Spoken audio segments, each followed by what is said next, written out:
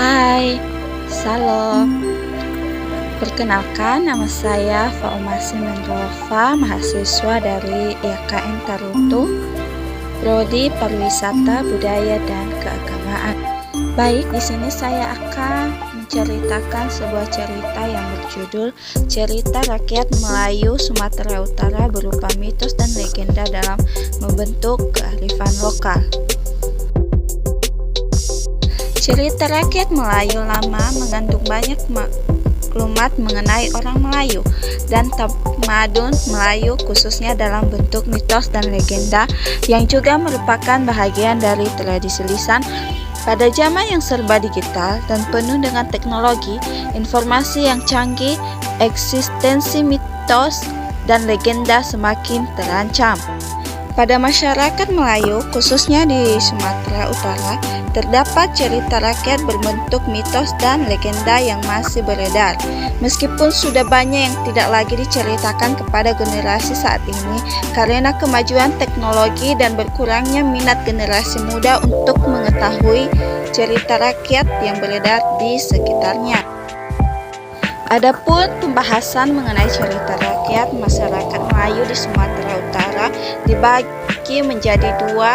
Yang pertama adalah mitos dan yang kedua adalah legenda. Berikutnya ada beberapa contoh cerita rakyat suku Melayu di Sumatera Utara. Salah satu contoh yang pertama yaitu kisah Kelana Sakti, dan yang kedua yaitu Putri Mambang Linau, dan yang ketiga yaitu Putri Hijau. Cerita rakyat Melayu yang saat ini sudah jarang ditemui, bahkan di kalangan masyarakat Melayu sendiri, memberikan kesan akan hilangnya pengetahuan masyarakat mengenai mitos dan legenda yang telah hadir sejak zaman dahulu. Beberapa mitos yang dipercaya oleh suku Melayu yaitu: satu, mitos mengenai makhluk-makhluk gaib yang berada di kampung tersebut, dan yang kedua, mitos hantu yang selalu membawa pelita atau lampu. Masyarakat menyebutnya makhluk halus atau hantu.